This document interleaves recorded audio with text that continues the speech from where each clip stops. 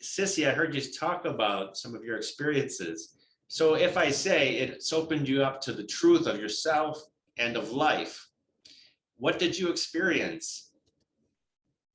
Absolutely. So at this retreat I was at, they teach us there are three intentions that we need to bring into the ceremony. And so it was a week-long program, and 4 of the nights we had ayahuasca ceremony. And for the first two ceremony, they taught us to hold the intention and ask ayahuasca who I have become. And from there, after you realize who you have become, the second intention you work on is merge me back with my soul at all cost. This can be a little intense based on who you have become. And I did have a very intense experience with that too. And then the third and last intention was heal my heart. But honestly, when you realize who you have become and you merge back with your soul, I believe your heart has been healed on a great level. What I experienced was every ceremony was different, and I made YouTube video to break down my experience in detail. But here I will give you a summary. On the first day, very first day, oh yeah, and then a background thing is when you drink ayahuasca, it's very likely that you will purge, meaning either throw up or need to go to the bathroom or cry or sweat. My way of purging was throw up. Well, I throw up, the first message was, it was a lot of cheese. And then I saw an image of myself turning into a baby cow, trying to hatch onto the mama cow's breast.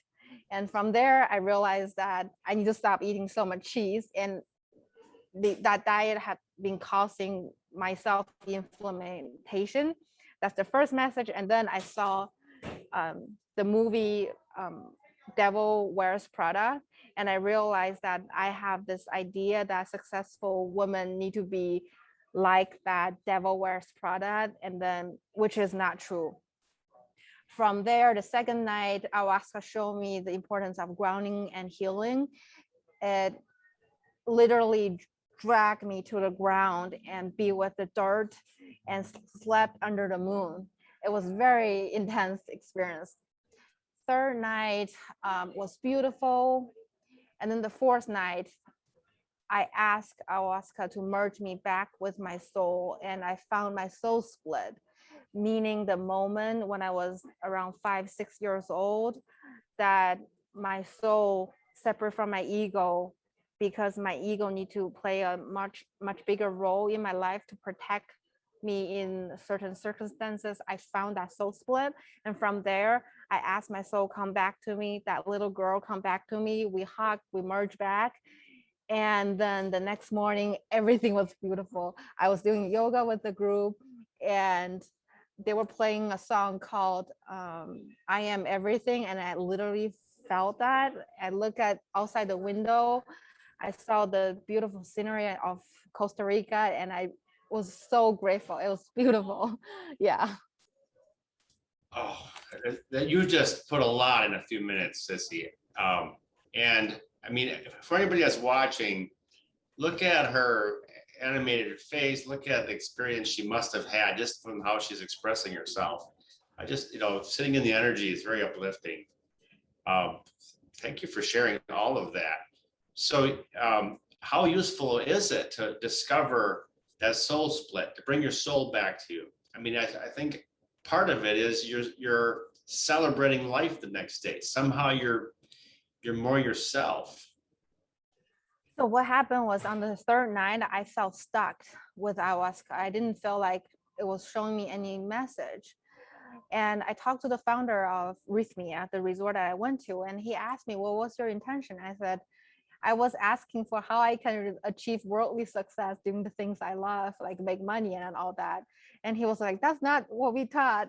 You can have those intentions, but really because I was such a beginner, I should have surrendered my expectation to what the plant medicine wanted to show me. Because one thing with ayahuasca is she knows what we need to heal, what we need to work on more than ourselves. I thought I need to know how exactly I can get the next job, make money, but that was not the plan from the plant medicine. The plant medicine really want me to heal myself, which I didn't even know what I need to be healed with. Some people saw exactly what they need to be healed with was images and the sounds. For me, she didn't show me exactly what it was, and I was quite convinced that it could be generational trauma given where I'm from and all that. The importance of merging back with my soul, that the founder of Rhythmia explained, is after you merge back with your soul, that's when you start to receive message from the divine, from the spirit more clearly. Because without knowing ourselves, it's hard. Like it's like there was a block between us and the spirit, but after we combine with our soul, our higher self, things will happen much more easier. And that's what they call like life happens through you, not for you. I love that statement. What a beautiful statement to end on. Life is happening for you. I mean, it's happening for your awakening. You. It's also happening through you, right? Yeah. Everybody just noticed she's sort of spontaneously found herself in a setting where the sun is shining and making her seem as if she's of the light in a real clear, obvious way. This was not pre-planned. Wow, there was so many things in what you just shared.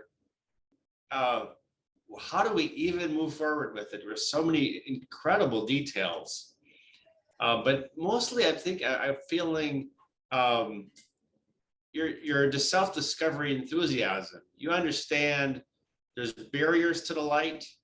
Maybe there's generational trauma, there's maybe cultural trauma that you have to look at and be honest about and have compassion for. And I think in the healing world and in all of these different settings, people have challenges going through the layers of themselves and being honest with what's going on inside. The human ego can be so layered in practices, formal ways to present so everybody knows I'm happy, and it can be forced instead of real.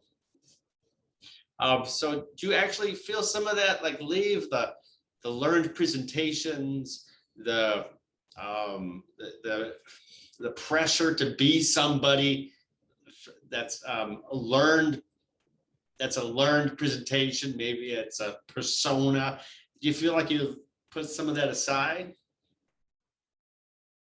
During my ceremony, during my week at the retreat, I realized that I learned that lesson, the lesson that you just described. Like I had my expectations, I have my like those persona that I want to act, but the medicine showed me that was not who I really am, and I need to change, and I really need to surrender to the experience, to the medicine. And that's when I was able to merge back with my soul. And honestly, I think the benefit with ayahuasca that's different from traditional way of healing, like senior therapist, is you don't have to know exactly what you need to work on, because the medicine knows.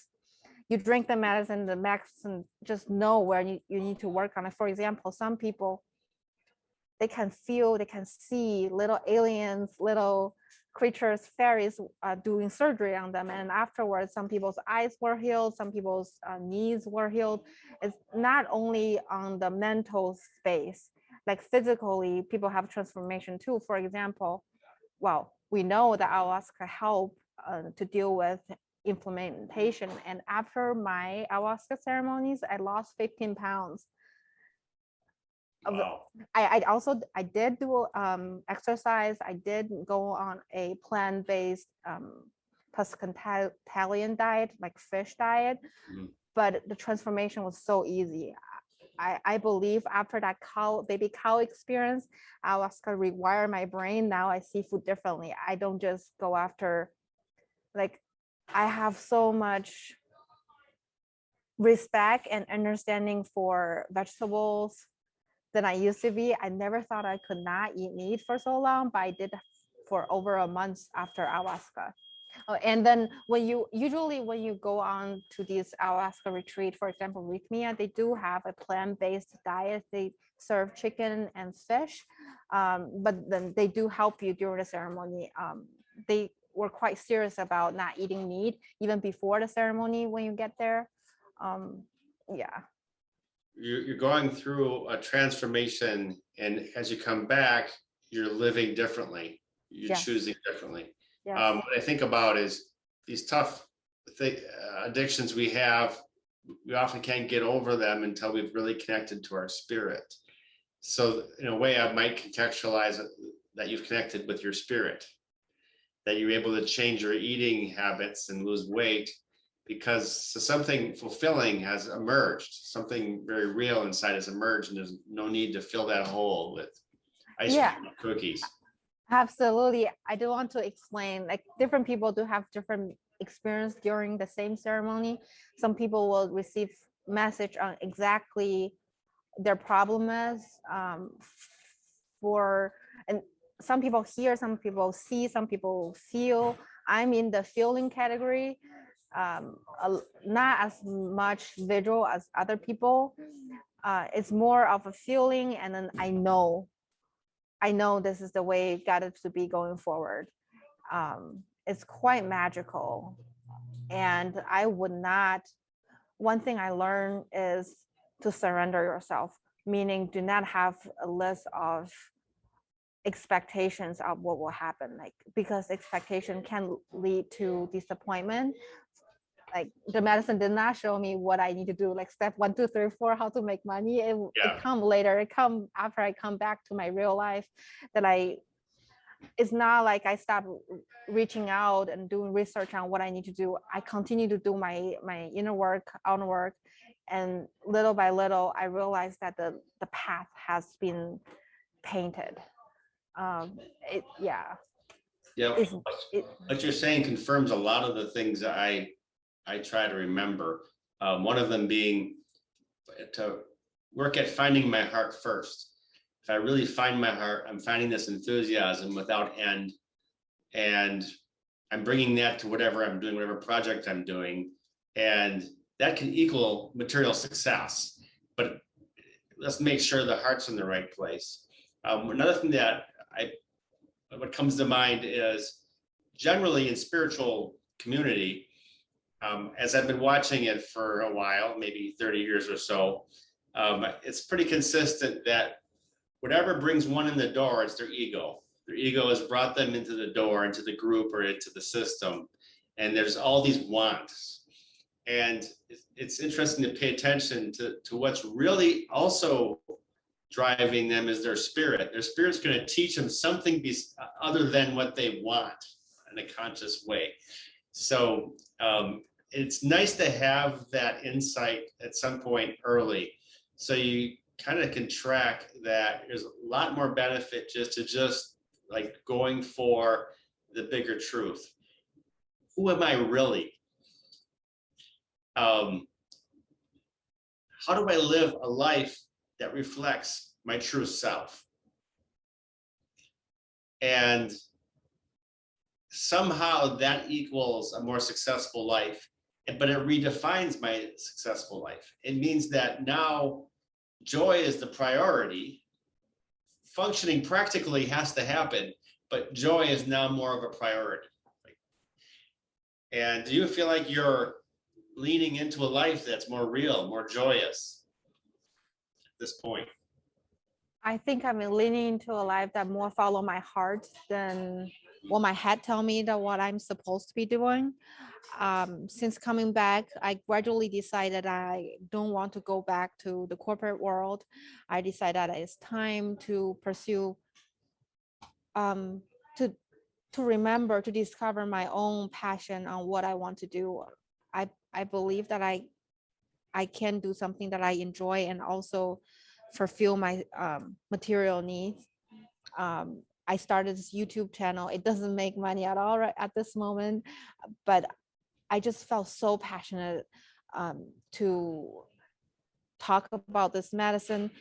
the reason was when I was at the retreat, I found myself so interested in everyone else's experience. I want to hear their experience. And then when I come back, I was like, wow, if I'm so interested in listening to other people's experience, maybe I should share my first. And that's how I started my YouTube channel. That's one thing. And then, yeah, go ahead. Let's make sure people can find that YouTube channel. I mean, if Oh, you're on the chat right now, I put her YouTube channel on the chat line to everyone. So you can find that.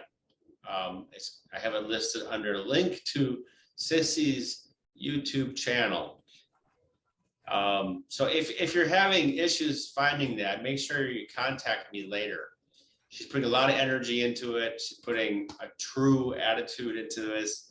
And it's really inspiring to watch a person go after what they really want to do.